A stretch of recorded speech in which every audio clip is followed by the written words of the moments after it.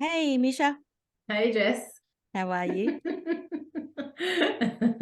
Good. How are you? I'm really good this morning.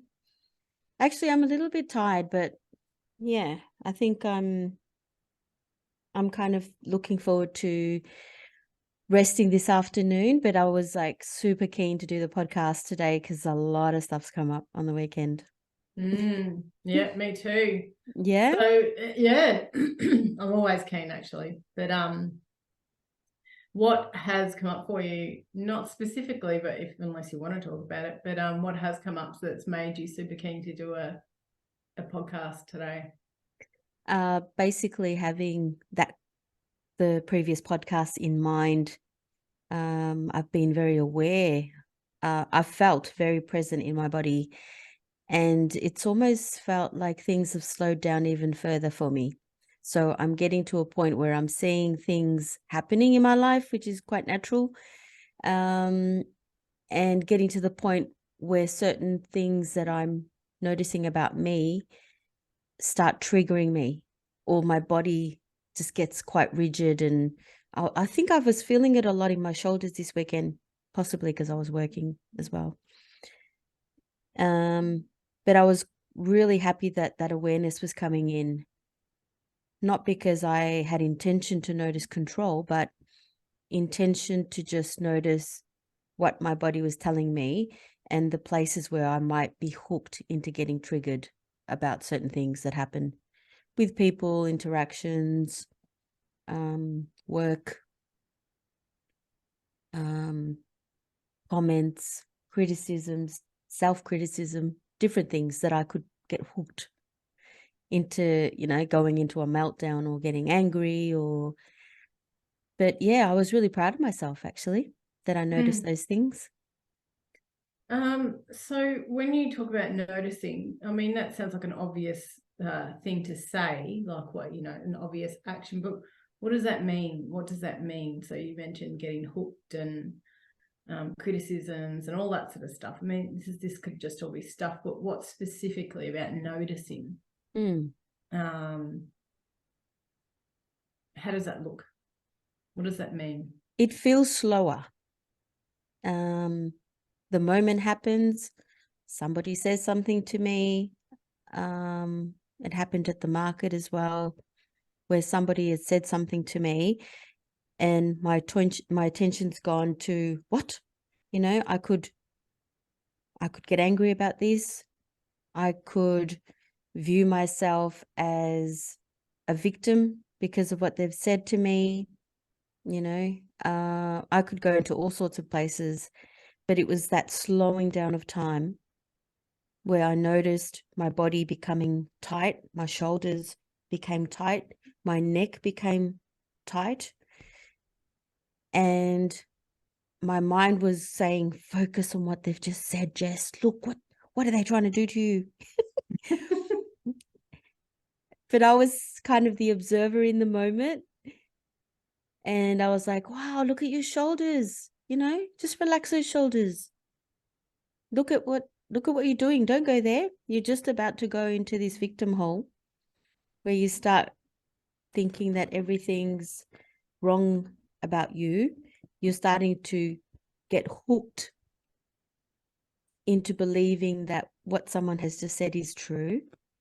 And so I'm at that kind of frozen moment where I can choose, all right, I'm going to go down the victim hole, or no, do I need that? What would be better for me? What do I want to do in this moment? Because I can if I want to, but at that moment, I became very still, and it felt like an eternity, like just making that choice. Do I get hooked and go down that rabbit hole, or do I just stay on top here?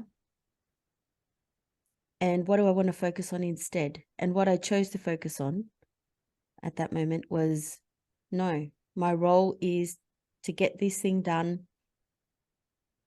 And I focused on that, and everything disappeared after that. That hooking disappeared. And I chose to stay in a productive place where my choice was to finish off what I needed to do. So the noticing is the point before you called it hooking. What happens when you get hooked? I've done that a lot. When I get hooked, I'm going down the rabbit hole of repeatedly telling myself they're right, you know, you are those things that they think that you are. You've got a long way to go. Let's look at everything you haven't done as opposed to what you have done. Let's look at all the perceived lack that you have in your body about yourself. Let's go into self-criticism and making their point even stronger so that I start believing it, and then doing that whole thing in my body where I'm hurting myself physically by tightening. My breathing gets different and I start wanting to be angry and defend myself or whatever.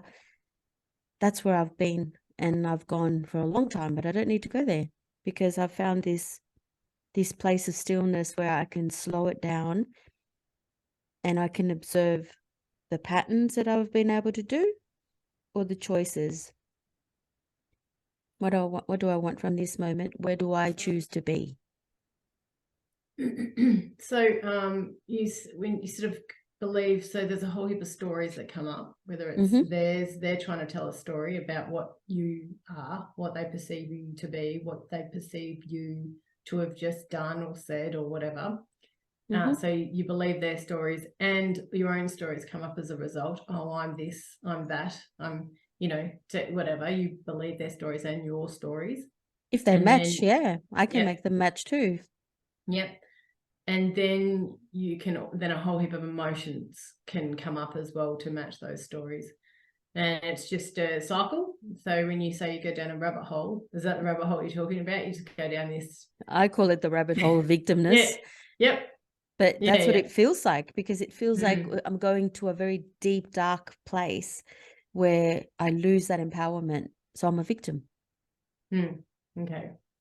And the noticing is really important because it gives you that opportunity to go, oh, hang on, you're doing that thing. I know this. I can feel it in my body. I don't like it. And is that like an indicator, that feeling it in your body? Oh, and then you go, oh, hang on. I've been here a million times before. Yeah. Am I going to do that to myself again? Yeah. Physically? Because it physically feels like someone is tightening me, and it feels like I'm getting smaller and contracting and tight, and I've lost that flexibility in that energy that I normally with is just all constricted and become dense and heavy. Yeah. And of course that's why, because I'm so dense, I'm falling into a hole. I'm very heavy, like I'm punching a hole in through the universe into this dark pit of victimness. Yeah. Disempowerment. Yeah. And it's yucky, isn't it? It's just this awful. But when I say I got, I felt the hook, it was like, oh, I'm getting hooked. Bye. No, you don't have to. You can stay here and just make a choice first. So it's that slowing down of time. So the hook is like pulls you down the rabbit hole. Is that what you're saying? Or can pull you into their story as well. Yeah. Yeah. So it's all in there in the same rabbit hole. Yeah. Yeah. I can start agreeing with them, Intellectually, I can start agreeing with them. My body agrees. Yes, it's true. Not good enough. I have no value. Yeah. So you've so noticing is obviously then of great value. It's a great value because it can it can change things up. It's that critical moment where self-awareness has become just a natural skill in your body, where it slows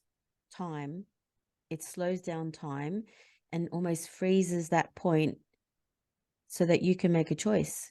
But it takes a lot to be able to get there, and I'm noticing that it's becoming pretty normal. And it can still, at this point, I'm not the best at it every day. Like, it can still try and hook me. And even though I'm choosing at that moment to do something different, the next day, the hook comes back, and it almost feels like, oh, you're going into it again because you want to think about it. You want to think about that sad story, how you almost were victimized again.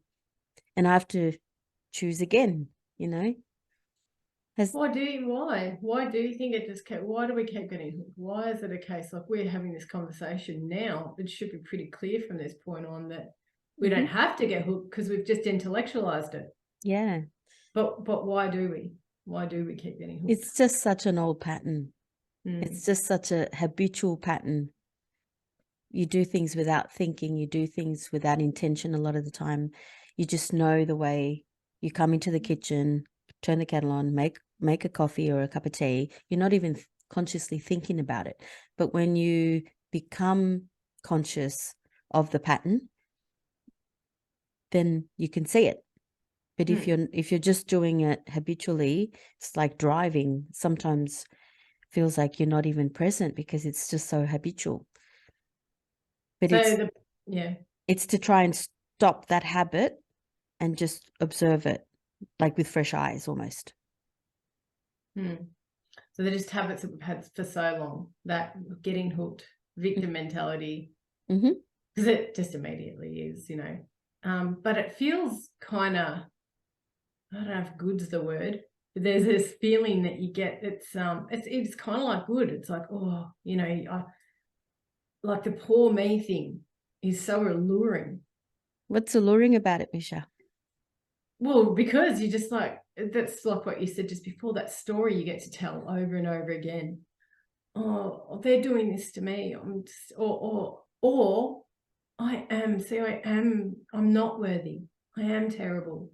I did stuff that thing up, and and it's alluring because if I can speak for myself, I've just been doing it for so long that it just almost is like second nature to want to beat myself up. Like that's one form of victim mentality, or say, oh, that person, or agree with someone's opinion of me, or agree with their take on whatever it is I'm doing, or agree with, and so, but it's been, I'm 48, so I've been doing it for so long, for a very long period of time, that it's like second nature. And I know that, I don't really know the chemistry properly, but just vaguely I know that we let off chemicals in our brain, and adrenaline and all that sort of stuff, and what is it, the amygdala, all that stuff. I don't know any of that neuroscience stuff, but I know that we can emit chemicals, and those chemicals, we just start this cycle within our body as soon as we go into those old patterns of belief. So it's almost like we have to fight against that natural urge to want to allow ourselves to sink into that poor me victim mentality. They've done this to me, or or what I do to myself too, with the inner critic. So you're saying that the mind somehow is releasing probably endorphins or serotonin, some nice hormones through that validate the way that you've been victimized. That's so true. How dare they? Yeah, and then you get that battle going on. Oh, I can't believe that person said that about me. But then there's a part, you clearly believe it to some degree if you're going to enter into that debate in the first place. You've got to get hooked. You can't get hooked if you don't believe it in the first place, but you do. So there's a part of you that agrees to, if it's somebody else saying something. But even if it's my own inner critic, I agree with that too. It's reflecting something that's already in there. Yeah, exactly. It totally, it's reflecting the belief that I have in myself. So if somebody, it's a mirror after all, isn't it? So if somebody is having a go and I believe it, I get hooked into it. Well, that's because that's what I think of myself. Else I just wouldn't. But there's parts of me that believes that story. There's parts of me that has that lower self-esteem or lower self-worth or whatever the little stories are that want to, you know, agree to that belief. I just go along with them. Yeah, you're right. You know, you must be. Which And then makes me question, Misha. So we get hooked very quickly when something almost validates that insecurity or that lack that we've got inside. What happens, I wonder, and you don't have to answer this, I'm just blurting that question out to the universe.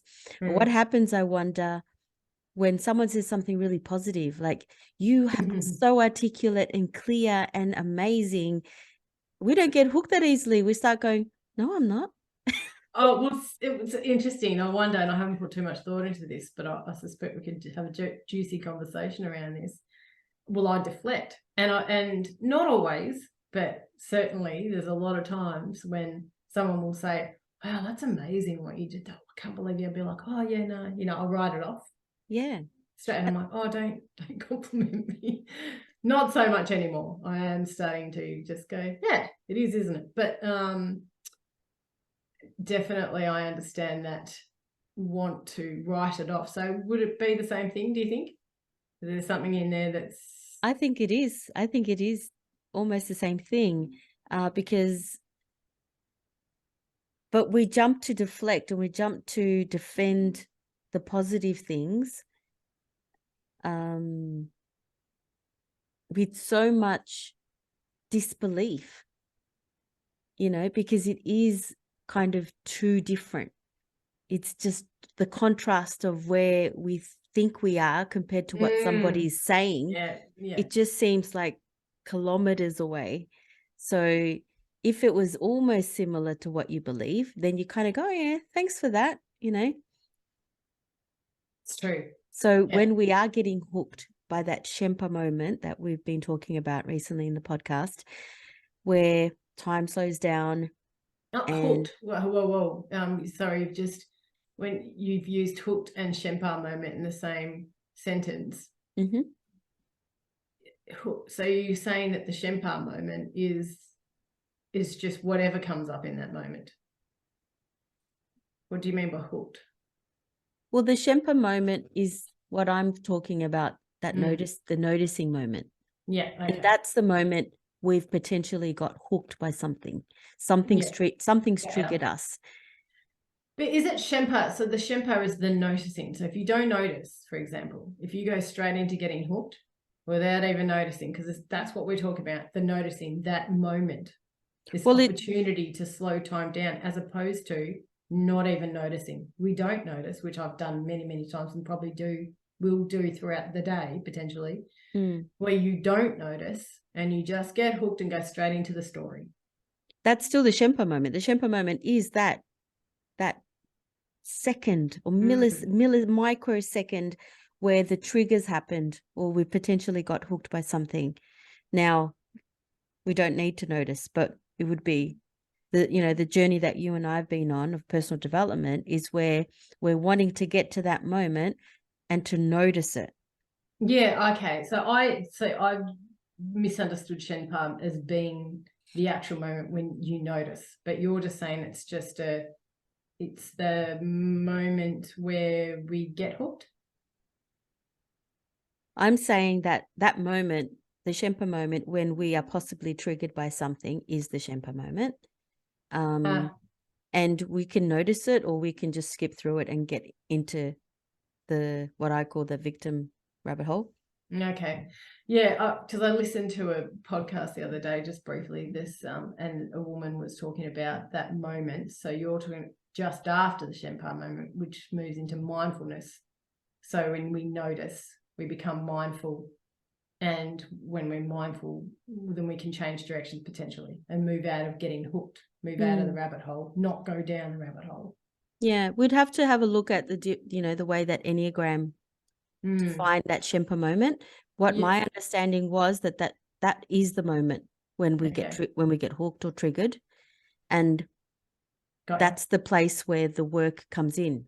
The self-awareness, find that moment in time, notice it, decide what you do, and I might be wrong, you know, decide what you're going to do. Are you going to repeat this pattern that you've always repeated, or are you going to have a different choice in the moment? But it's all well and good to have this conversation, but how do we notice in the first place? Like, if it's the pattern that we've been playing out for years on end and going into victim mentality, down the rabbit hole, or whatever, how do we notice? Like, how do we get to that point where we can go, oh, I'm getting hooked? I think with self-awareness, we're talking about how aware are you of your body? Yeah. That's the beginning for me. Is that where do you think it starts for you?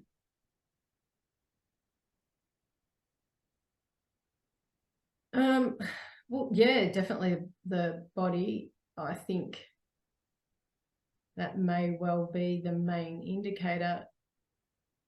If we're that aware, it would probably show up in the body first, I would imagine. That I talked about in the last couple of podcasts, or the first one, with control. I would notice it through external things that went on, like fighting or, arguing with somebody or whatever. But if I'm actually really to sit and think about it, if it could probably, this one point is probably, it would show up in the body, I would imagine, every time. Just something happens, something stirs somewhere in the body where it alerts us to that moment. Like the messenger. Yeah. Almost. It's good. It's good. And like we know in NLP, one of the presuppositions with the principles, basic principles of NLP, is that thoughts create feelings that create behavior, right? Now, I'm not saying that at this stage of my development on this personal development journey, I'm at the point where even I can spot that thought just coming in quickly, but sometimes I can. But with what's happened recently in my weekend, it was my body. So the second stage almost. Some thought matched my thought. My body went, my shoulders went tight and I became small for a second. And my observer mind was like, oh, what was that? You just did something with your body, Jess, And so then the behavior would have been created, which is what I normally do with my fight and flight, getting my things, packing up, I'm usually, I'm out of here. That's me. I'm a fighter. I'm out of here person. I can do a lot of fighting too. Or I start defending, it just depends on what it is. Same. The two incidents that happened this weekend for me, I was ready to defend and ready to argue. And then I was like, okay, so something matched something you're feeling about yourself. Slow down. What do you want to do? So something matched. Oh, we need to come back to that bit. That's juicy. Something matched. But yes, keep going. But so what I'm saying is that, yes, the body reacted and I noticed the body, but I wonder if I could get, not with every time, but perhaps get to that point where that Shempa moment happens and I even notice the thought process first before it hits my body. Juicy. Yeah. Yeah, that's real next level stuff, isn't it? Really, where you're just going thought and before it even hits the body. I think I could probably do that sometimes too. But I've done that. I've noticed when my thought has gone there with other things that perhaps aren't as triggering, and I'm like, oh no, good point. No, that's not my body, my thought process is not agreeing with that I'm terrible at whatever, cooking or I don't know, whatever it is that is hooking me. It's just one story after another, isn't it? It doesn't really matter where the source is coming from. But it's interesting because then it's that matched thing you talk about, and also, that's interesting. What do you mean by matched? So like I just said, it probably doesn't really matter where the source is coming from, but what does it mean by when it's matched? When you said it's matched? what I was saying before, when we get a compliment and it's so far fetched from where you are, it's not even close to matching what you think. You know, if someone said to me, Jess, your legs are so long, you should really think about doing some work on the catwalk. Like, I'd be like, there's no way this is happening. You know what I mean? I'm not going to get hooked and go, oh, that's true. Should try it, you know, because it's so far fetched from what I believe about my legs. Yeah. You know what I mean? It's Yeah. just not even close to matching. But if somebody says, you Well, that's know, probably why I laugh, because because it's the how truth. tall are you? Yeah, but I'm somebody barely else might. just What are you? over How tall are you? 5 foot. Like, Yeah. you know, so, and that's the reality of it though. We have a concept of our reality, you know. So if someone says something that's so far matched to what our reality is, we're not going to get hooked easily. But if it's closer to the truth and somebody says, geez, you can't make paella to save your life, you know, that's not going to hook me, because I think, oh, I'm a pretty decent chef, you know. Yeah. But if someone says, you know, wow, you're the worst businesswoman I've ever met, actually, that's not going to work. That's not going to work. If someone said, oh my God, your tomatoes are the best, you know, I've ever seen that you grow, and I don't think that they are, that might hook me, because, oh, I kind of believe it, that it's true. I'm not the best tomato grower. And you know, it's very matched almost to the belief system that I have about myself. And so that's a bigger hook, way bigger hook than. Or if they say, oh, geez, your coaching skills are a bit rusty, would that match? No. Not after 4 years of ton of Going into it, hours. really going into it. Absolutely going deep into coaching and understanding myself, so that, you know, that can improve. So, but if someone was, because I'm a baby trainer, if someone was to say, you know, no one cares about what you've got to say, Jess. Don't do any training or workshops. That is so fragile in me at the moment that it could hook me quite quickly. Yeah. Okay. That makes sense. Does that? Yeah, it does. Have you felt that mismatch isn't a hook, but that when it's very close to matching, it's a really big trigger? Yeah. More so in the past, less so nowadays. There's less of a mismatch, because I think it's what you're speaking to potentially is the more we get to know ourselves and become really solid in what we do, then there's going to be a mismatch in the sense, if people just throw these comments or whatever, if they have a thing that they have to say about me, then I'm just going to go, oh, I know, I'll check in. Nah, that's not, you know, so that's not really where I'm at, you know. But check in. How will you check in, Misha? Well, it could be one of those things like, depending on who it is, like you just said, who it is, what it's about, you know, then if someone like really important to me, or someone I value their opinion, or, you know, things like that, and they have something to say, it might make me just glitch for a moment, go, oh, what's going on, because they're important to me, or because what they have to say is of high value to me, or show me or teach me or whatever. And so if they have something to say, it might make me glitch and go, oh, hang on, check in. Where do I sit here? What's going on?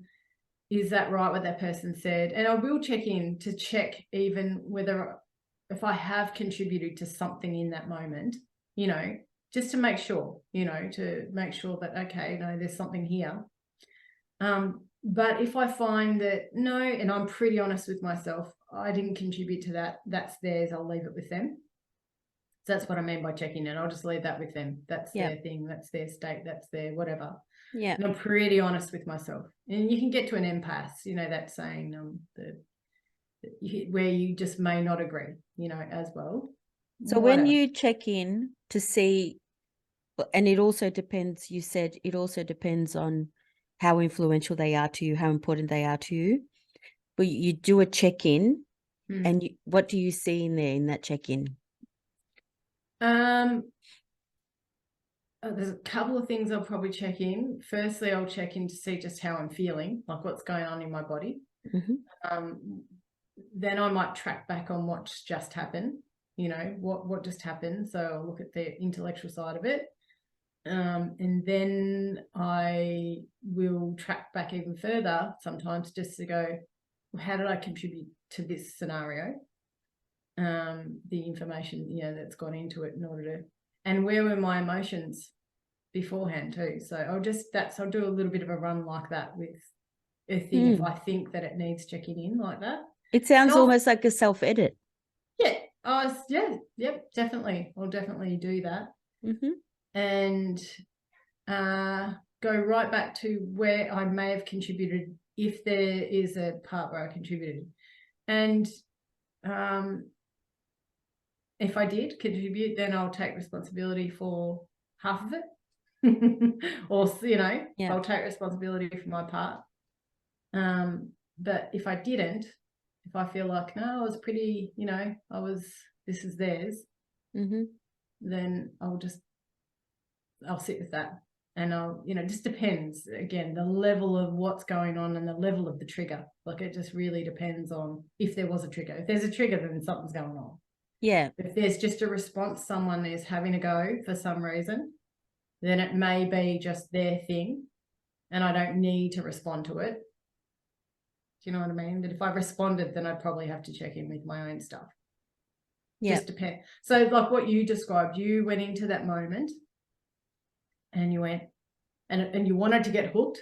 There was a part of you that was pulling, but you chose not to.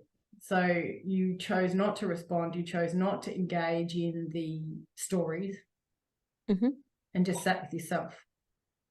Yeah. So that's what I mean by checking in. But sometimes I might have to step back in that I may have engaged already. I may have responded to something already. I may have even started something.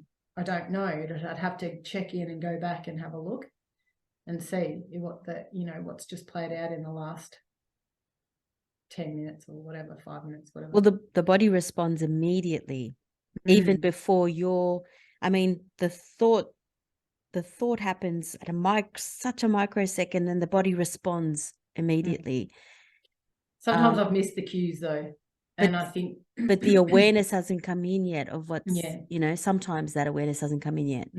Sometimes. Yeah. It's different every time, isn't it? That's why I think it depends on the trigger, which is I found it really fascinating that you said it depends on who's the opinion is from, because that is so true. If it's somebody random from a crowd or you don't know, is it gonna be easier to get hooked, or is it more triggering when it's someone we really value and we love and they say something that's impactful?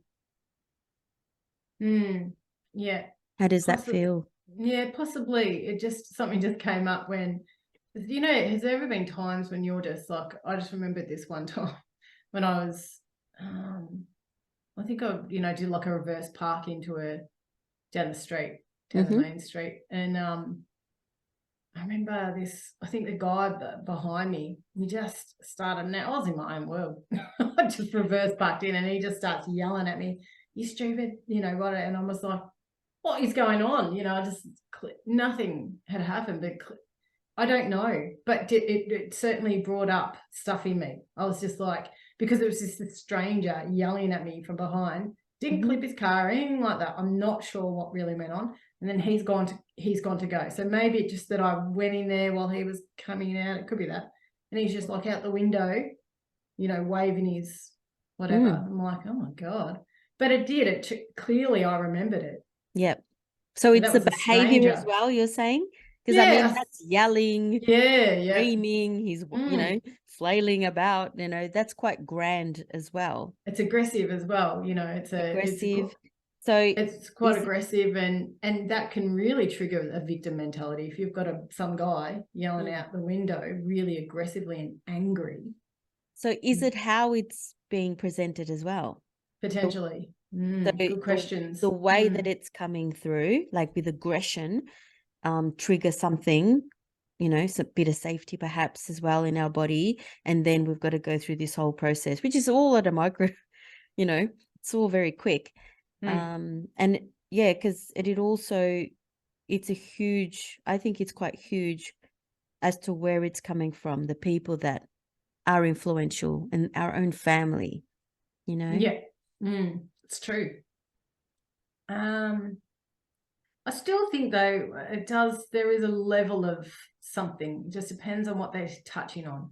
So really all those things matter, but I think it's also a level, so that matching thing that you're talking about, how much do you agree with what they're saying, you know? So that's really important. I think that level of how much you agree with their story. So if you agree less, then it probably is not going to trigger a huge response in you. Like you know, that it'd be easier to notice potentially that Shempa moment.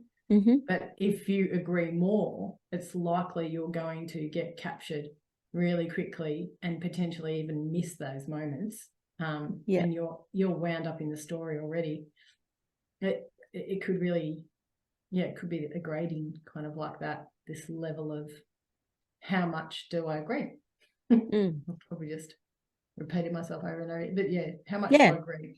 But this is a moment that we rarely notice, a lot of us, and rarely sit in. So it's so true. Like these moments are huge where we're noticing it and we're deciding or choosing, you know, we're going to repeat ourselves a lot in this podcast because it is such a critical moment that most of us do not sit in. You know, unless you're doing the personal development work, unless you're doing some self-awareness around your patterns and just willing, or, you know, putting that intention out. I'm going to start noticing what it is. Why am I doing that? Why am I always angry? Why am I always defending? Why am I always whatever? Well, it's always one of the first things I talk to my clients about. It's definitely, look, in terms of homework, say, the homework I always set is noticing. It's one of the first things I start to set. Just notice. Just start to notice. Yeah, there you go. Just start to notice what comes up. You know, don't judge it. Certainly in my noticing journey years ago, I used to be very harsh with it. I'd be like, holy moly, I do that. I respond like that. I noticed so much, and I was shocked at a lot of things that I was noticing, you know. That you hadn't noticed? Yeah, and that I hadn't noticed even my behaviors for starters, you know, like I was like, oh my God, I respond like that, you know. Oh my God, I'm that much of a victim. You know, there was so much that I noticed that was really confronting. I was like, oh, I don't like, you know, and I didn't like it. So I started really judging as well, just going, ew, you know, oh God, I can't believe this is, you know, I was kind of like going meta to me and just going, oh my God, you know, and I judged it, but that's just part of my personality too. And potentially distraction methods that we were talking about last week. I mean, there's, you know, not everyone would necessarily do that, but I certainly was a harsh, you know, judge on myself. Had that inner critic already. So that was just another thing that, you know, that the super ego could have a go at, you know, that high, you know, that inner critic could have a go at, really. More fodder for it. But then I started, you know, getting okay, just and understanding through all of the reading and stuff that I'd done about it is it'll get better. And this is a really good tool to have, you know. So when you said the super ego has more fodder, do you mean there's even more pathways to go down that rabbit hole with the super ego? Does it create more? There's just even more juicy validation there? Yeah, it was just more because I had a pretty harsh inner critic. I cannot speak for other people. I have no idea how many people have it, but I clearly, most of the clients that I see have an inner critic, and that my inner critic yes, it just went, oh, more stuff to criticize you about. You know, you're a huge victim. You can add that to your list, you know, and you can, A huge victim. Yeah, and a big, like, oh, look how depressed you get. There's that, you know, which I didn't really. It was probably just more a bunch of emotions that would accumulate based on how much that harsh critic came in. You know, it was pretty hardcore. So yeah, I just had a whole heap of emotions, really a lot of emotions around how I perceived myself through that inner critic. So yeah, when I started noticing things, then it was like, oh, more stuff to add to the list, basically. Okay. Do you still do that? No. What do you do now as opposed to adding more to the list? The list. What do you mean? The list that you were collecting to add more fodder. Now, when it comes up, what do you do there? I mean, I do a little bit, and I think it's more of, it used to be very noticeable, as in I literally had this list, but now it kind of just happens in more in an unconscious way. And then I notice, you know, maybe through having a discussion with you or discussion with a couple of girlfriends or whatever. And I go, oh, look what I just did. So it comes up, but not in that mental, before it used to just be this mental inner dialogue. You this, you that, this, that, you know, it was constant mental inner dialogue of all of the ways that I'm failing and lack, like you said before. But now that's pretty much all gone. I think all that's really remains is this unconscious way that I perceive lack. And then there's probably an emotional undertone. Does that make sense? Yep. I'll explain. It's a bunch of some slight emotions to support that. And then I'll be like, oh, and I notice, oh, hang on. Well, how come you're feeling a bit funny in your tummy? Or how come, what's going on? And then I check in, do the self-edit thing, and have a look. Ah, that's why this has just happened. And it may have to come through having a conversation, say, with you, just to really break it down, or somebody else. But so what was coming up as you were saying that was I was becoming super aware of the focus on self, like it's like the camera gets turned on yourself and you start focusing on the emotions of something that's triggered. You're noticing how it's like, you know, going on the list of everything else that you've got to criticize. It's creating more data and perhaps more evidence of the victimness. Like, yes, see, here's more evidence of that I'm lacking in something. Yeah. So when we get to this place of noticing now, as opposed to what you used to do, how is that camera, if the, you know, we use the metaphor of a camera, putting the focus back on you, what's different? What's changed? It's interesting because, yes, I created an identity of this Misha that's lacking, Misha that's yes. So yes, and that identity was my focal point for many, many, many years. Misha that's lacking, just, I think that's a perfect way of describing it. Misha that lacks. So anything that I could put in, and you said it before, that would support it, that would be evidence. I call it case building as well, that you build a case for that Love that thing. And that identity was like a focus for me for so long. But then I realized that, yeah, hang on, that is just patterns. They're just patterns. You're just placing focus on the outcome of a set of patterns. And when that focus, I don't like that one. It was a good one you built. It's very, you know, it's validating to keep building that character, but it's got nothing to do with the real you. And that shift of lens that I'm talking about, when the camera's off you and on the behavior, that becomes the behavior or the pattern, but nothing to do with value of you and your humanness. Well, that's it. And I think that's what I mean by I didn't like it. something intuitively, even though I didn't understand, that I see that the positives of building that person from a little girl. I see that, which we can talk about if you like. But I recognize that actually that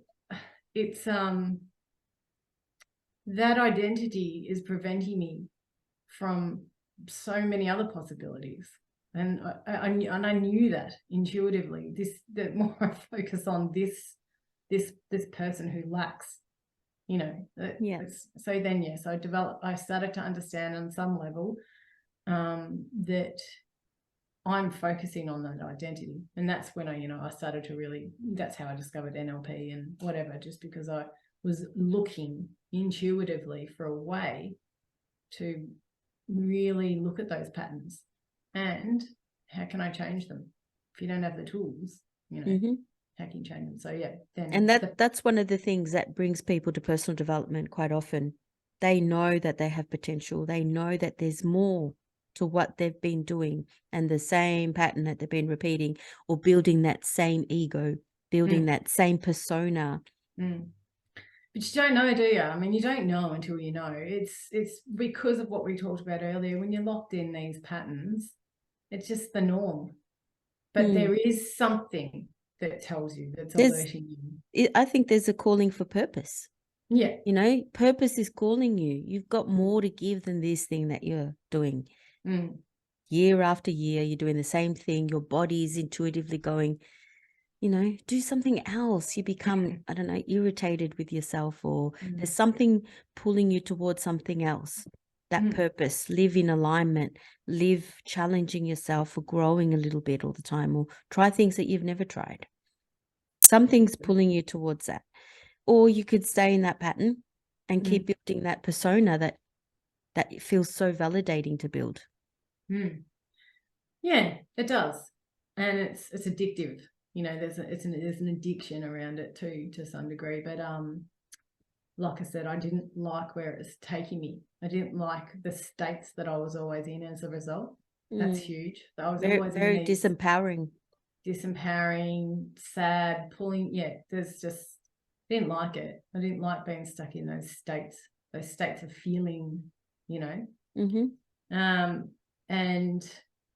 they were incongruent, because those states were incongruent with what I wanted for myself, the things that I imagined that I could do. It's here I am. I'd be just got poor me, down a rabbit hole, victim mentality, whether it was something I'd done to myself or somebody else had done to me or whatever. All of it was incongruent with also all these other things, all these other possibilities, but all these ideas, these things that I wanted to achieve, they were just incongruent to that, and they felt like this big weight, really, that I was dragging behind.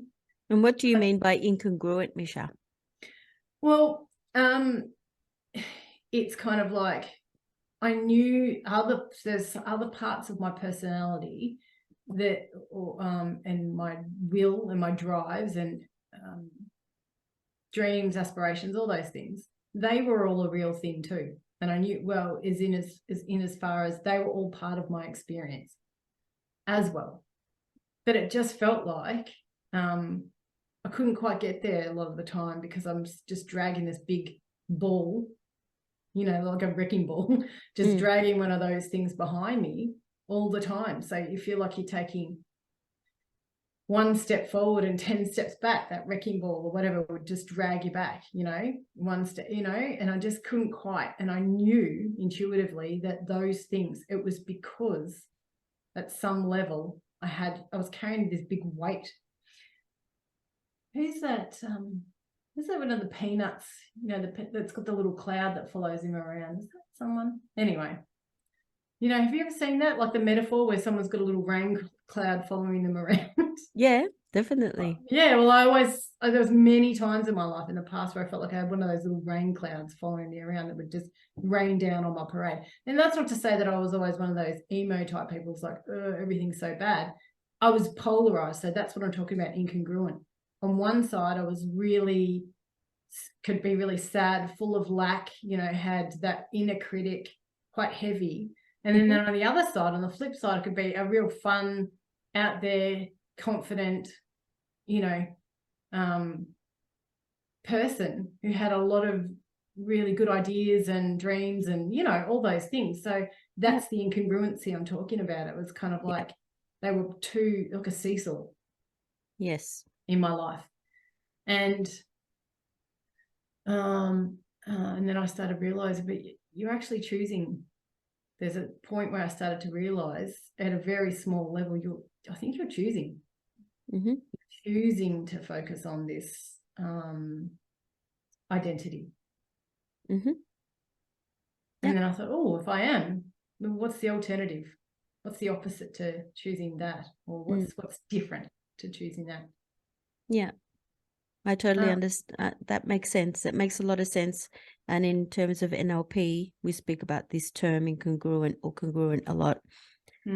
When your body and your spirit, everything is 100% set on a decision. And if you're wanting better, and if you're wanting to hit your goals, if you're wanting to hit dreams, how does that happen if you've got this half thing happening? Yeah, but I don't believe in myself. But yes, I want that. I really want it, but I don't have the skills. There's this incongruency. It's not 100% ready to go there. Yeah. And a lot of the personal development stuff that we do, coaching therapy, is to look at those parts that are incongruent. And that's where, you know, this work comes into the noticing. Which part of you are you noticing is not ready to go and hit that goal? Let's look at that. And it's not like, so this congruency idea for me is about bringing more balance. So it's still not getting rid of anything. And I know we talk about this in the NLP too, but it's almost like you can use it all. You know, it's all those parts of you can recognize they're all there for a good reason. You know, the lack mentality, or you can use it because there's a lot of skills that you've developed in that space as well. Through having that real lack mentality and the inner critic, I now understand what that is. I know what it is to have those things. I can use that information and that knowledge. How can you use that knowledge? Well, for coaching, but also just relating to people in general. I like connecting with people. I like relating. So I have more empathy where that's concerned. I do understand that what it is to go down a huge rabbit hole, what it is to have lack mentality. I understand the other side as well, you know. You're basically putting yourself in their shoes. Yeah. And seeing where they're coming from. Yep. Yeah. You've lived in those shoes. Yep. I have. Yeah. Yep. I have. And they're all skills. And even just the way my lifestyle, like I talked to you about drugs and alcohol and stuff last week, but even that lifestyle is another way of viewing the world. You know, it's an insight that I have that's all useful to understanding people, to relating to people and understanding the different ways that we can view this experience. So I see that all as now not as lack, but as more to add to my experience, I suppose. Abundance. Yeah. You can call it that. I certainly do value my experiences. I like how it segued to this because I've got this this point also to make when we're noticing, and you've mentioned the empathy and the understanding of someone from the other side. When you do get to this noticing place and you deal with your part of the interaction, you can then let go of that focus on what's happened to you and then realistically look at what's happened on the other side, the other interaction, and where they're coming from. I had this incident happen just last week. I'd bought some shoes from one of these cheap shoe places. And as soon as I put the shoes on, went to the car. So I walked to the car. And then as soon as I got in the car, the zipper opened up on the boot, right? And then, of course, it took me so long to pull the zipper down to get the boot off to come back and get other shoes. And obviously those shoes weren't any good. So I took them back to the shoe shop and I was with my daughter. And I went there and I said, I need a replacement of these shoes. Happy to take the same shoe, but just a different one, Ones because that aren't broken. ones that aren't broken, please. And they looked at me like, oh, really? And she looked underneath the boot and she said, these have already been worn. And I said, yes, they were worn from the house to the car. And then the zipper opened up in the car. And she said, oh, really? And I was just like, my whole body starting to go, I'm in the right here. And I'm going to defend this because you are going to give me another pair of shoes that I paid $70 for. But I noticed it. I noticed that moment in my body and I thought, what do you need to defend and what do you need to prove if this is what happened, right? Well, you thought all that right in the middle of the shoe store? Yes. And my daughter there looking at me like this. She did not go there, Mama. She did not go there. And, so here's mini me right in front of me showing me where I would have gone, previously. And then here's older me, in a much better place. And I just looked at her and she said, you know what we're going to do? Would you mind if you put them on and walk up and down and show us how they're broken? And I said, sure. So I did it. And of course the shoe didn't open up, the zipper part. And so, but I was still inside me going, but it did happen to me. Regardless of what she's going to say, regardless of whatever's happening, it did happen, right? Mm-hmm. So I did it, took them off and I gave them back to her. And she said, notice how they didn't rip? The zipper didn't open up. And she said, and I'm actually putting a lot of pressure on the zipper and it's not opening up anymore. And I said, I got out of that state that I was, my habitual place to go and defend and prove and all that thing that would have happened. And I saw it from her point of view. And this is the part that I'm talking about, where we can look at the reality of what's happening for that person on the other side. And I said, I totally understand where you're coming from. You see the shoes being worn and it's obviously here, realistically not opening up, but there's nothing I can do to prove that to you other than tell you that that is what happened. So the rest is up to you. And I can see where you're noticing that the zipper's not opening up. I said, but if you don't want to replace them, just give me my money back. And she said, no, it's okay. We're going to replace them for you. But if I hadn't done that, it would have been an argument. And I would have shown my daughter the behavior that I used to get into, which would have been juicy. I love what you just did there, Jess, about the position, the perception, the different perception that you took, the position that you took. You went over to her perception.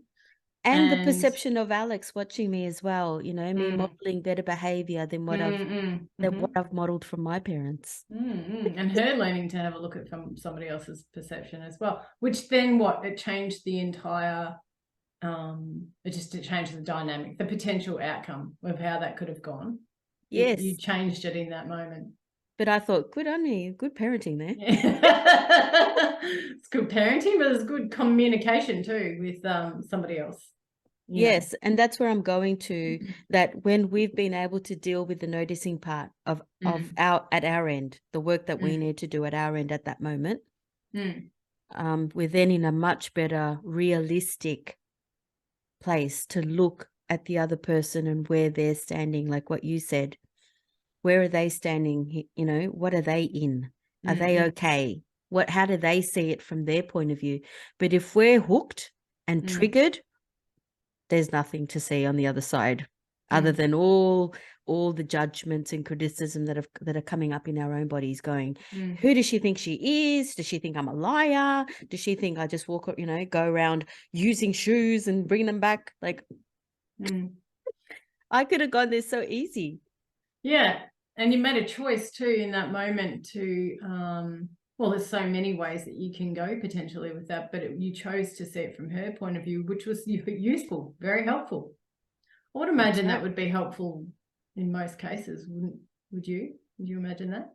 Oh, look, if that could happen, the other person's That's very helpful. If that could happen all the time, but if we're hooked and triggered, it makes that almost impossible to see where that other person's coming from. And that's that relational level that we talk about. This is coming up for me. This is how I'm feeling. And I imagine that's coming up for you. I wonder what it's like from your end. That the person's seen and the person's heard, and they've not just been disregarded, because our trigger and our feeling and our emotions way bigger. So did that, when you noticed, I'm intrigued by the process that went on, did you notice, so you noticed in your body and then made a decision, like just immediately, naturally or intuitively just went, if I'm feeling this, then she must be feeling that. So you didn't even try to focus on the little you, you just thought, if I'm feeling this, then she must be feeling this too. Was that how the process sort of went? Did you notice it in your body first? Is that the moment? Well, because I dealt with my part of it already, I had nothing to prove. It really did happen to me. But if I had gone into the trigger, which is when I look at Alex, she was already like, she did not go there. We're going to deal with this, mama, I could easily fall into that where I have to try and prove that I'm not lying. Yeah. So I went back. I don't have to, because I wasn't lying. So then, I could step into her shoes and look at it from her side. And it does look like lying. It does look like someone has used the shoe. And it so happens for some reason that zipper didn't open up in her presence. But she did notice that it was a bit disjointed. It wasn't straight, the zipper. It had like a kink to it in several places. So yeah, they may have that sort of thing happen a lot for her to form that kind of. She did. She said, in fact, when she said, okay, we're going to replace them, but first she said she didn't have the authority to replace it, and that it was probably best that I leave them for a few weeks and come back. And I said, but you can leave them here and just give me the pair that I wanted, that a working pair. And you can leave them here and wait. And she said, well, we are going to replace them actually, because some of these boots get folded when they get transported to the shop. And that could be where the kinks, whatever she wanted to, but if I hadn't had the ability to deal with my dysregulation of getting triggered, then I wouldn't have been able to see her point of view. I just wouldn't have heard it, because I would have been so invested in proving my point. And it speaks to that matching thing that you were talking about. You checked in quickly, and then it would have all had to be all very quickly, because it's not like you stood there for, we've been talking about this for 10 minutes. You would have sat there and processed it for 10 minutes. That's right. Yeah. So, but you checked in, and when you checked in, it didn't match her story of you, right? So yours was like, oh no, this thing actually happened. There was no doubt. There was no having to defend yourself, like you said, because you were like, no, it happened. And that's that. That's right. and certainly it didn't match me being a liar. Yeah. There you go. Yeah. I don't think of myself as a liar. That. And so then you were able to then change perception, because you're like, okay, I know where my side of the story sits now. I might go over to the other side of the story. That's right. And see, what is she seeing from her point of view? And of course I could see it that way. Made sense. Yeah, it's good. And so what about in your body? Did you calm down then? Do you notice, like, if you were to say stand on the outside and look at Jess, would you, like I've just witnessed you before when we had a break, would you say that your body then, in terms of, would have just calmed down, that you wouldn't have had that tightness and tenseness that you're talking Absolutely. about? Again, with what just happened before, someone coming in and disrupting, whatever goes on in my mind at a microsecond, then, the body responds immediately. It showed You know, are you trying to say I'm a liar? You know, the body would have responded immediately, but all that process that we're working on that moment to check in, you know, do you want to get hooked here? Do you want to do this? Is this a good example in front of Alex? There's so many things that are happening in a microsecond.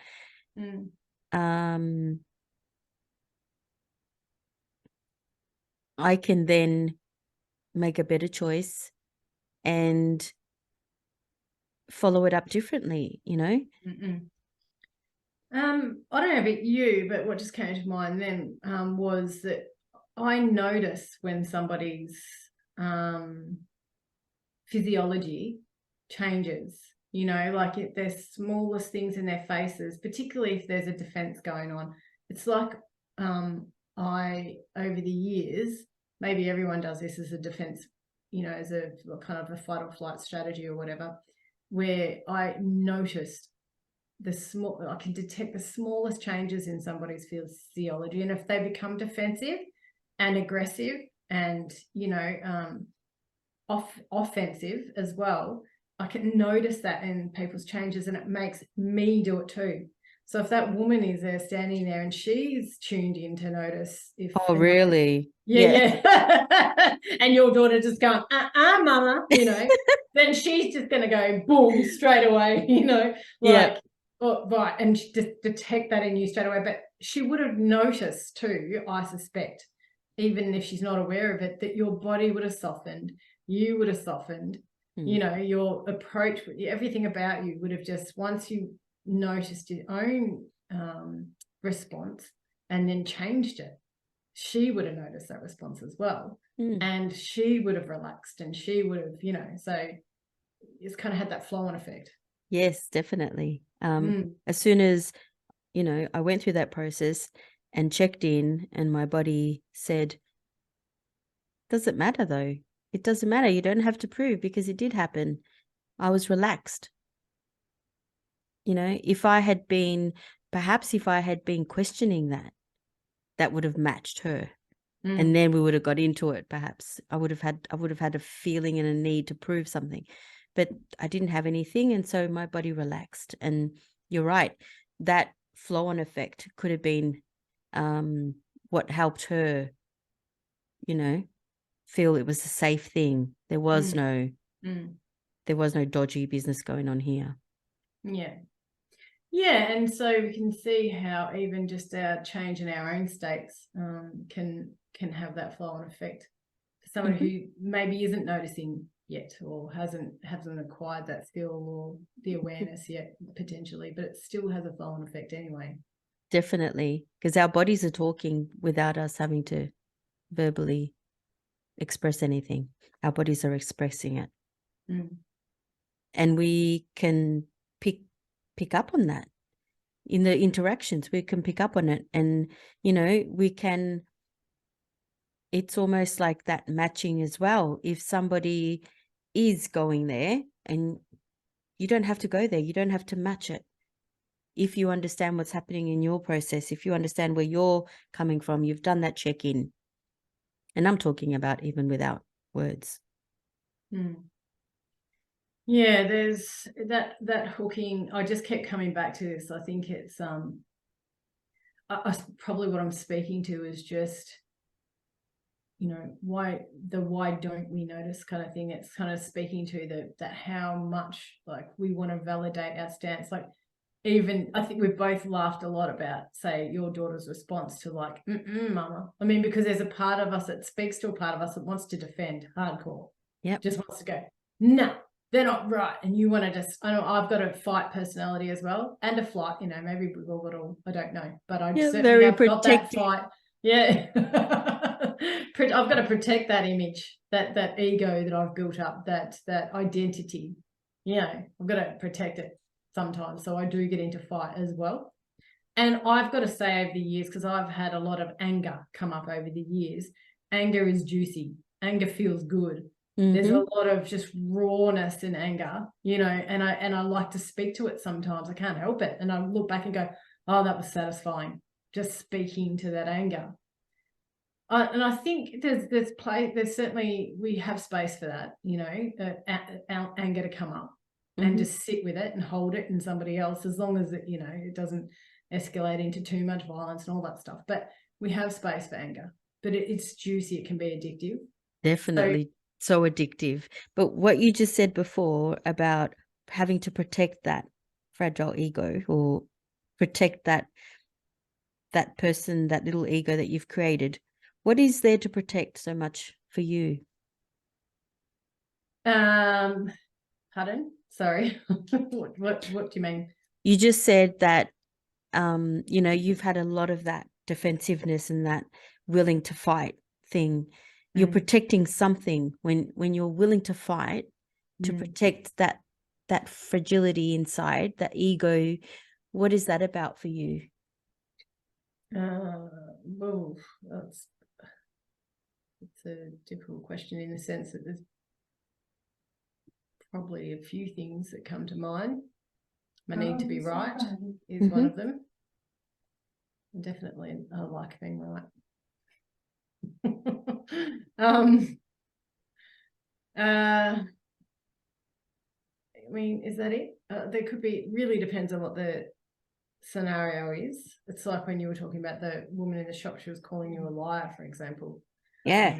So it might be what my triggers are. Like, it might trigger me for someone to call me a liar, for example. And which I would have taken your daughter's stance too, probably. Like, are you calling me? You know, I would have just gotten really like. But what is so important for us, for her to not see me as a liar? Like, what is that moment where if she sees me as a liar, so what? Yeah, I feel like it's the image thing we were talking about earlier, just that this image of self that we've probably unconsciously created, because that's this, it's probably born. It's not like there's just this one image. There might be several, but it's probably born from all of our insecurities, that kind of image, you know. That's kind of like, I don't know if that's making sense, but Insecurity it has about to that be. image that we've created. Yeah, but it speaks to what I was saying before, about well, about how little of our own selves that we see of ourselves, you know. So lower value, our lower self-esteem, and whatever stories we've told around that, you know, it's to ourselves, you know, repeatedly over the years. I think it speaks to this unconscious image that we have of us, this lower self-esteem image, you know, a lower self-value, whatever it is, you know. It just speaks to that. We're protecting that in a way, because it's like, well, it needs protecting. If it's so little and so, you know, it's not insignificant, but it needs protecting in a way, doesn't it? It's kind of like a child, in the sense that it's If it's defenseless. Yeah, well, Like it needs defending because it's defenseless. Yeah. And why do we feel defenseless if we haven't done anything wrong? Yeah, because of that perception that we already have of ourselves. That, I think, this unconscious perception of ourselves, of being in lack in some way, of being not, you know, lower self-worth, of lower self-esteem, lower self-worth. That's probably the best way of putting it. So yeah, and that could have been built in, you know, or conditioned from people constantly criticizing us as little people, where you do feel defenseless. But at this stage now, we're adults. And it's funny that as adults now, when we could do all the defending, we don't need to. We don't. No, I suppose not. No, we don't. That's right. So we've carried that into adulthood, that perception of self, whether it is, like you said, as others have, you know, the the way that others have perceived us when we were growing up, or even how, like I said earlier, how I perceive myself. So the could be the combination of the two, but whatever it is, I've taken that into adulthood. where I still think I'm, defenseless. Like I still feel like I'm need defending, like a child needs defending, because there's still that child inside that's, potentially, well, this unhealed self is probably a good way of putting it as well. Healing being the difference between being a child and an adult. So growing up, so those elements of ourselves that haven't quite integrated into adulthood, we still left at child. We still left parts of ourselves, or we've still maintained parts of ourselves that are still like a child. Yeah. And that's part of the journey that personal development takes you on as well. It's part of that reparenting and that integration that you're talking about, where we basically become that thing for ourselves. Become the adult, the parent, the adult. The adult that's got your back. Yeah. And once you know that that adult has your back, which is yourself, you don't need defending anymore. Yeah, so it's about identifying the parts of ourselves that are still childlike or stuck in child mentality, helpless mentality, and saying and healing those bits, or, so many people use different words. I'd probably say integrate. Me personally. Integrate, healing, reparenting. Yeah. Maturing. I like those. Maturing and integrating, because it's just that we just didn't have the tools. We didn't realize, of course, we didn't know that we were still staying the child in some ways. Parts of our psyche was still staying the child. So just didn't understand that really. And that works for me a lot, that maturing part, because that really speaks to me as, here are those parts of you that need a little bit more maturing. And we all have that. And there's so many parts of us that none of, I don't know what it feels like to get to that point where every part of you is matured, but the work is in finding all those little spaces that we are still in the childlike place where we feel defenseless and scared and whatever it is. Yeah, and I like maturing and say integration as opposed to healing sometimes, because I rarely use that word. I think because there's so much stigma nowadays around it, and you can get stuck on the healing parts, like I've got all this stuff to heal. And it's not to say, I mean, the part about that is just how stuck our patterns are. There's just patterns that kind of get stuck. It's work in progress as opposed to healing something that's supposedly broken. Exactly.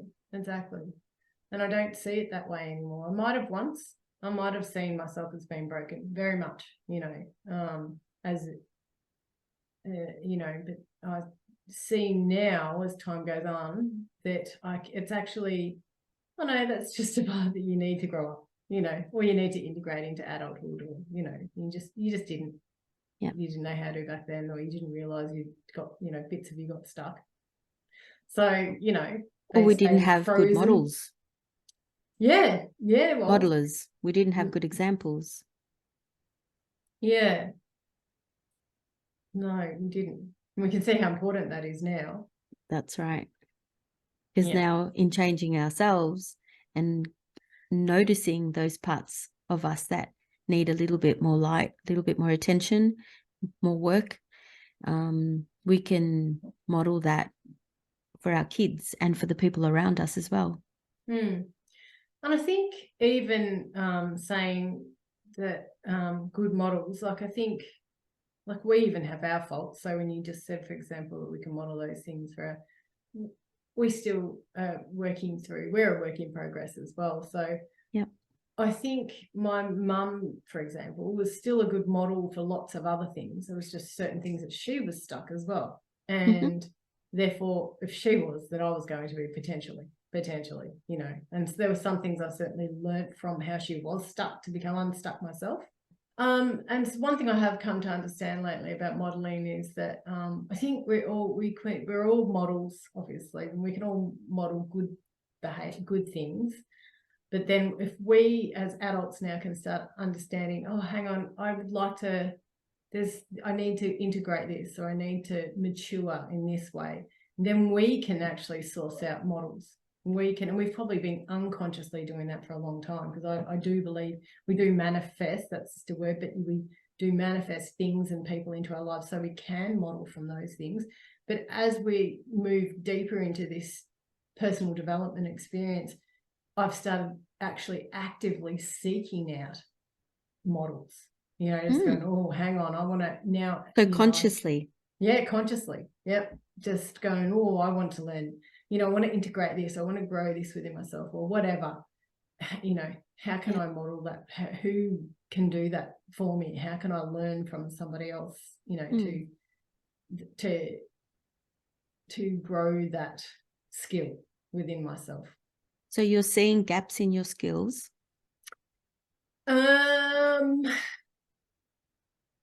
Gaps, yes. Gaps, or ones that I don't know.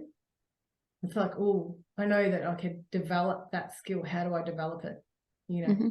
And then you actively search for people or something, or information. I prefer people. I feel like I learn, like you're talking about the modeling thing. But I mean, we could probably even model animals if we want to. We model cats, trees. If we want to. Yeah. Yeah. How do you model a tree, Jess? Artichokes. I think like you, I've always believed that what we want to model intuitively is what we're attracted to. It's true. Because I would remember speaking at the prac with Amy about liking artichokes. Yeah. And so Amy was like, oh, what is it about these artichokes? Is it in the morning? And I was just like, they're so fragile. And I was like, oh, I just exposed myself, I think, in front of everybody. Because I'm so attracted to how fragile and how beautiful this vegetable is, being a chef in love with vegetables. And all those things that were attracting me about it is because there's something in there intuitively that I want as well. Yeah. I want more of that. I want to be like that, or I'm reflecting something. So intuitively we do that with our attraction, what we're attracted to, It's so true, because I was an ecologist, as you know. I still am. I consider myself an ecologist, and this is why. I studied it, went to uni, all that, and worked in the field for probably 10 years, but I just didn't like working in the field. But what I did love was ecology. And I've come to understand, those systems and how everything works within a system. So, and just, like the relationships between trees and all of the vegetation, surrounding vegetation, soils, geology, all that, just the whole lot. I started to really understand this symbiotic relationships as well. So just at that deeper level, I've got a really deep understanding about systems, which has been really useful in personal development, obviously. But I mean, just the love of nature, like you, and vegetables as well. It's just deepened my love of nature, but I just didn't want to work in the field. I had no interest whatsoever. But it's just what was it that attracted you to the field? I mean, you don't have to work in it to be attracted. No. I don't have to be a horticulturist, or I don't have to be an artichoke farmer, but something attracted me to that. What is it? What is it that attracted you to ecology? Well, you said trees, for example, before. We can learn from trees. Yeah. I mean, you really can. I just learned. So I was learning from nature. I just felt like there was so much I was learning about myself in nature. I used to do a lot of hiking, a lot of mountain climbing, a lot of bushwalking, all that sort of stuff. And I learned so much about myself. There's so much that nature has to teach you about yourself. Even the stillness of it all. There's so much. I won't go into it here, but just even the relationships that nature has with each other. This acceptance. There's almost like an acceptance of the way things are. And nature doesn't take it personally. It starts speaking to what you and I were just talking about before.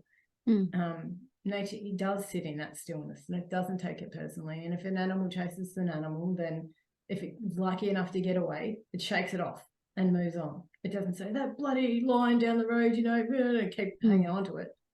And hold on to it for years. Doesn't do that. Just shakes it off and moves on, Yeah. And so look, there's a lot of things that I learned just in being in nature, and witnessing the relationship and but I've also come to understand with personal development and NLP just how we have to be aware of the ecology of other people as well. So when we talk about working with other people, to be aware of that the system that you're dealing with right there, Yeah. all the systems that overlap, and it's transferable. That symbiosis that you're talking about. Yeah. And how we are all connected. And I love that you've gone there, because I was thinking about, why do people come to personal development? Why do they come and seek out a therapist? And a lot of them are sitting in separation, depression. They don't feel a part of the rest of the world, and they've actually probably isolated themselves, separated themselves, and so they're not really connected to their purpose and what other people are doing. They become quite critical of others and resentful and judgmental. And when you do the work, when you do personal development, and you're basically saying, hey, I'm a part of everything too. I'm not going to isolate myself. I'm going to join everything and play and get it right and get it wrong, and be a part of whatever else I can be of service to, and connect more, not separate more. And that's that symbiosis that you were talking about with plants and trees and ecology. Everything's connected. I don't see that in nature. And I could be wrong, more. A tree going, oh, I've had enough of you guys. I'm out of here. I'm going to separate myself, and, you're all whatever, sick of you guys. Just constantly learning to be with each other, and growing and learning from each other. And it seems that way in nature. I mean, I can't actually say what a tree is thinking, if it's thinking anything, but it seems to me that there's an acceptance and a harmony, the amount of time that goes on in nature. But and you can find that in yourself when you're in nature. You can, the more you immerse yourself, it has flow and effect, much like when you were watching the physiology, or we were talking about the physiology before, of watching someone in those moments where you get heightened. My point is that in nature, it feels like you can take on what's there. The more time you immerse yourself in nature, you can find that stillness within yourself. You can understand at an intuitive level about the acceptance that goes on in nature, just that relationship, the symbiosis that goes on with some organisms. So you can sort of really get to understand that and take that into your own system, just your own system here, but then your interrelational systems with other people, communications, and you can understand you are part of so many people, like you just touched on before, that come and do personal development work, do feel separate. They do feel isolated. They are not, and to actually think that in the first place is just creating the separation, and it's creating that divide, but we're not. And it's creating that place where people need to stay in safety and those patterns. But when you come and do the work, when you come and see a therapist and have a chat about what you want instead, and where you want to go, and how you want to participate and be a part of the whole ecology again, and not separate yourself, you've got to get to these places of stillness and look at these small patterns of behavior that have supposedly separated you. Yeah. And why do you think they feel separated in the first place? I mean, I don't mean specific, but just generally, what makes us feel separated in the first place? The feeling that you're small. You start feeling small. You start feeling tiny, insignificant, that you don't have a piece in this puzzle. You don't have a piece in the ecology. You're not connected, and you're not influencing. But once you recognize that you have the power, and you have just as much power and value as everything else to have a voice and to participate and get it out there and start influencing and being of service, you become connected again, and you feel like you're living in purpose. You're living in alignment with the whole system, the whole soup that you're a part of. So do you think being of service, because we hear that term a lot as well, but do you think that that simply means just participating, being part of? Do you think it means just participating in the community? And I don't mean going out and helping somebody do a working bee on their property. I just mean contributing. I think being of service, adding your voice to me, what do you think that means?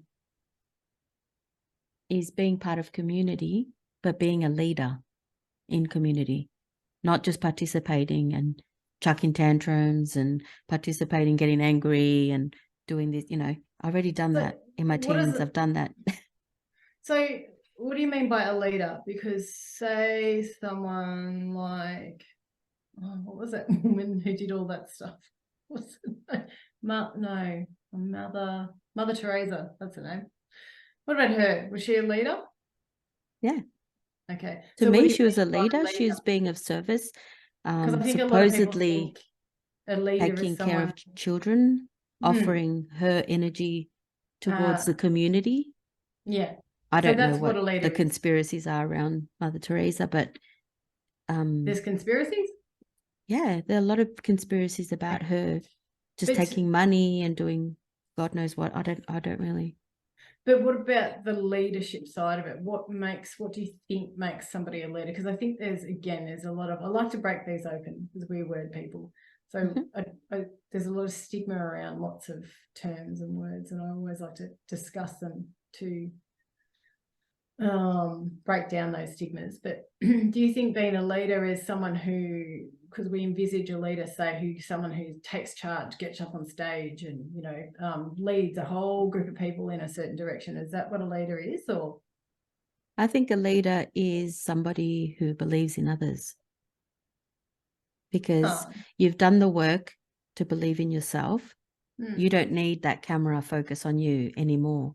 You're ready to believe in other people, and you're ready to support them, and you're ready to do whatever's of service to others. It's like parenting.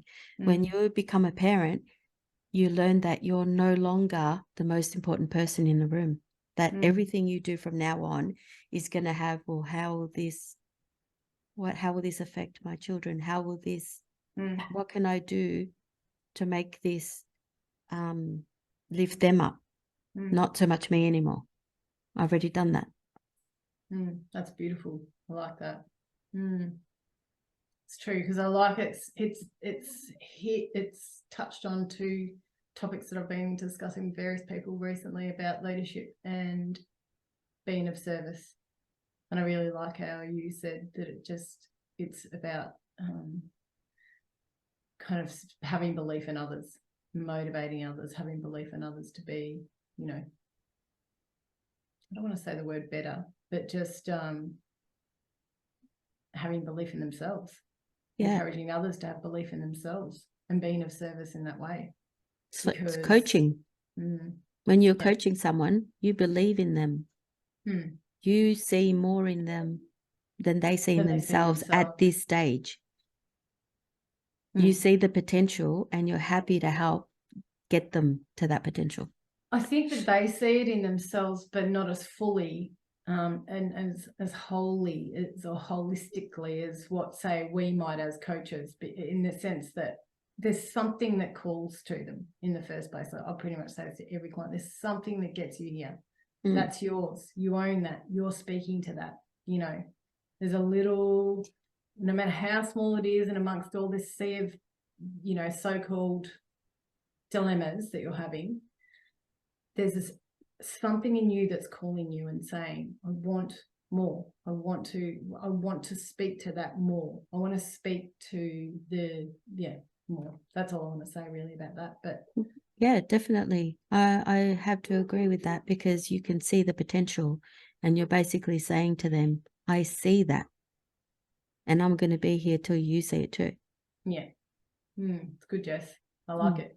It's parenting. The same. The same as parenting. Yeah, it is. Being yeah, a leader. It is. Yeah. Yeah, interesting. That's really cool. Yeah. I like it. So I think we've done a really good job of going to that place. I'm going to have a look in the Enneagram to see if that's what the Shempa moment is, because that's what my understanding of it was. And I think it's really opened up a lot about slowing that moment down and seeing what we can do with it. And noticing. So just to recap, and I agree, I think we've covered it really well, but because I think it's easy to talk about noticing, but really a big, we haven't really mentioned signals and indicators, but really there's signals to how we can notice, or indicators how we can notice. Does that make sense? So we've talked about, say, coming up in the body. There's indicators like the body messages. Yeah, well, it could be that, or signals. I find, say, just off the top of my head, I would say that body for me is a signal. Indicators for me can be things like, so it's maybe the next level, because you talked about, say, the first thing is the thought, then the body.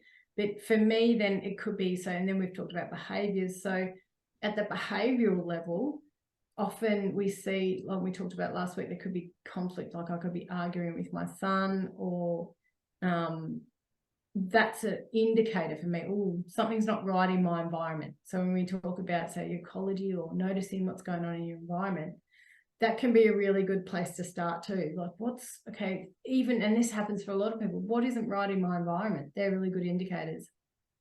What's going on, what particular thing aren't I happy with? That's a really good indicator, and we can start to notice what comes up as a result, what signals are coming up as a result. If something's not right in your environment, how do you pick up on that? Yeah, I mean, me personally, or is that a question you're posing for people in general? Both. How do you pick up on that? And how do people pick up on that there's something not right in the environment? Yeah, well, if I get, say, just specifically, say, the relationship with my son and I, if we just talk about that, it might be that we might have a couple of days where I've noticed we might get argumentative. Might be just like a couple of, hang on, we've argued a fair few times. So it doesn't happen as much anymore, but if it does, then I'll sort of think to myself, okay, we've argued, there's something going on, there's something I'm not feeling. Rather than continually keep running with that program of arguing and us whatever, then I'll think to myself, okay, something's not right. So that's, for me, an indicator. And then it might be that, you might get into an argument, and then I'll start to notice it in my body or something like that. And then so I probably will, before I even address it with him, address it with myself. I'll start to say, what are you trying to do here? What's going on? And it might go back to that control thing. So that's probably why I use my son, because we've already talked about control. It might be that I might be trying to control the scenario. So then I do the self-edit thing that we discussed. I'll look back over what's happening, and then I'll recognize a series of probably signals, okay, so you're arguing, your body started going, and I start to really get into the habit of noticing those things, so the next day we might you get into an argument again, there's, your body started going, so I'll just start noticing, and then I start to fine tune it to the moment, where we might be in a fight in the moment, and then I can stop. And this is work sometimes where I'll stop and I need time away, because I may not be able to address it. I'm too heightened in that moment. Go and have a breather, go and have 5-10 minutes, have a breather, calm down, do some breathing, whatever, and then I'll come back to my son and say, do you know what, actually, I'm not even angry over that thing. that I just harped onto you about for about an hour. Or Mm. maybe something else is going on for me and this is it. And it's usually may not even be anything about him or what he's doing. So you've noticed there's a difference in the norm. Yeah. What you normally habitually see at home, Homeostasis something's environment. changed. Yep. Yeah. And you Mm. do this check-in, and then sometimes you notice that the dysregulation is not even about what's just happened here or whatever conversation you've had. Possibly, yeah, that's right. It may not be, well, it's likely not going. It's like when you talked about, say, with you and your daughter, what came up for you was your own little fears, you know. Mhm. So, but in terms of the process of noticing, that's kind of how, you know, I started to get into the habit of noticing more often Mhm. and at a quicker rate. So quick, even to the point where, like your example at the shop, I'm able to notice within a second of sometimes of it happening, where I'm getting dysregulated and I know I'm about to go into some sort of victim mentality or blame or something like that. And then so I've basically fine-tuned the skills over the years, I suppose, of noticing. Yeah. So you're saying start at a broader level. So you're noticing which one came first, the chicken or the egg? Like which indicator, which was the first signal that you noticed before all of this thing happened? Yeah, I think I developed a new habit of just noticing bits and pieces, that was noticing what was creating, noticing what were the ingredients of these situations that I wasn't happy about.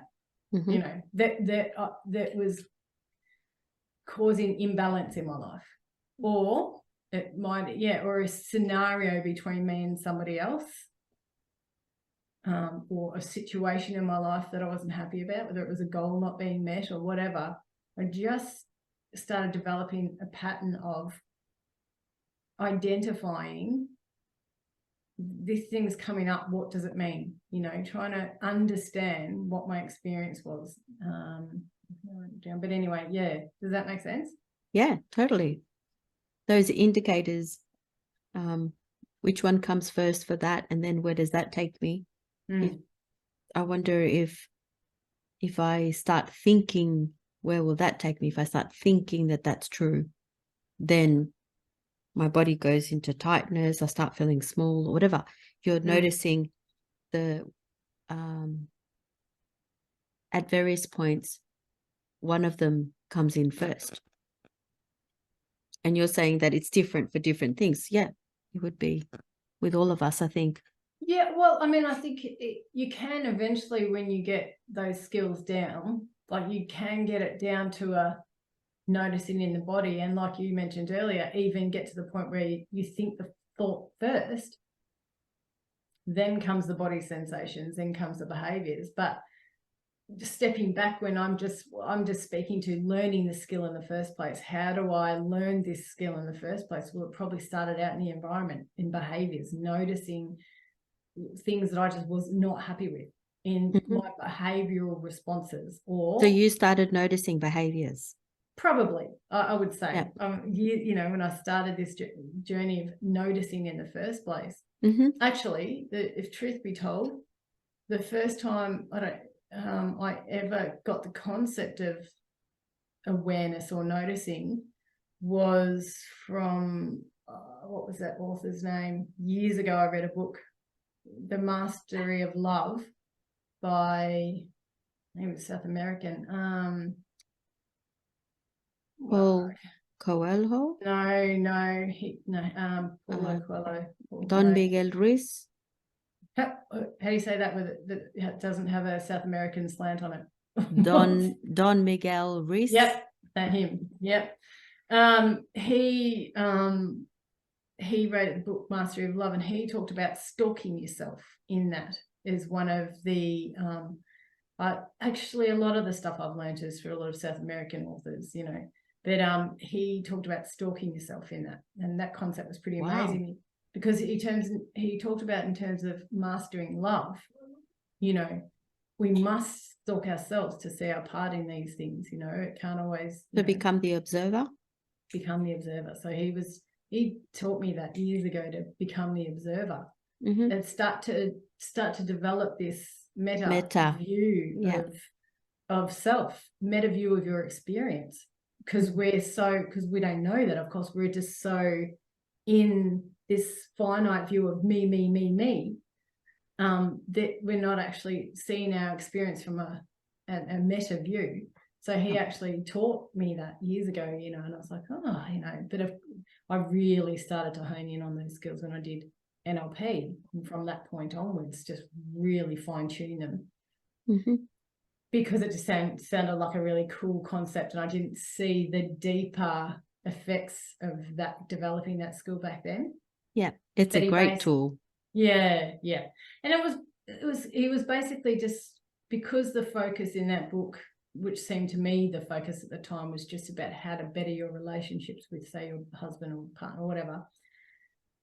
It was basically just that perceptual positioning where you just change perception, stop. It's like, don't just view it all from what about from your partner's perspective? And, even breaking down things like possessiveness and jealousy and all those things that occur in relationships. It was about taking that different view and having a look at your own, just stalk yourself, watch your thoughts.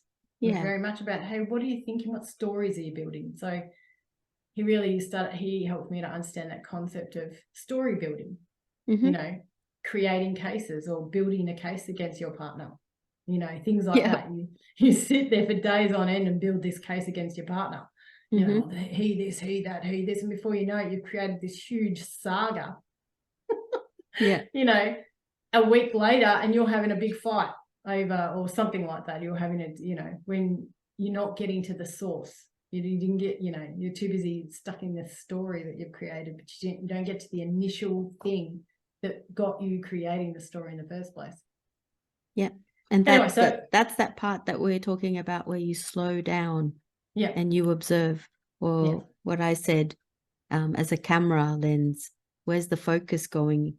You can use that metaphor of the camera. You can, you've got it with you all the time. Where is the focused camera? Is it focusing on the behavior? Or is it focusing on where the thought is? What are you thinking? Where are you going? You're going to go down the rabbit hole. If you use that focus, that moment, slow down and focus, which one do you want to focus on?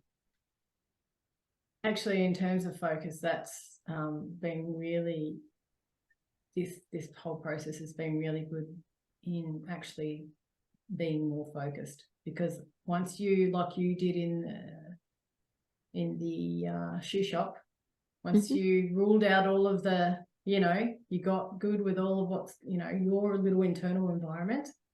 Once you cleaned that up a bit, you're able to put that aside, change perception, go over to her perspective, and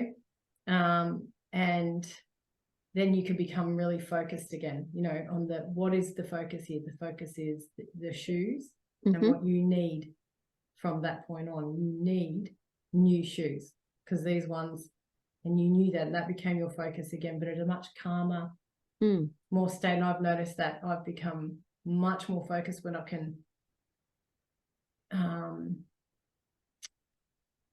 what's that? When you just slow down time, process the situation and understand, that where your emotions sit. Okay, my emotions are coming up and they want to take over this moment.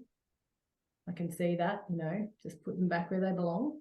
And then you become refocused again on the thing that you're doing right there in that moment. It's been really good for that.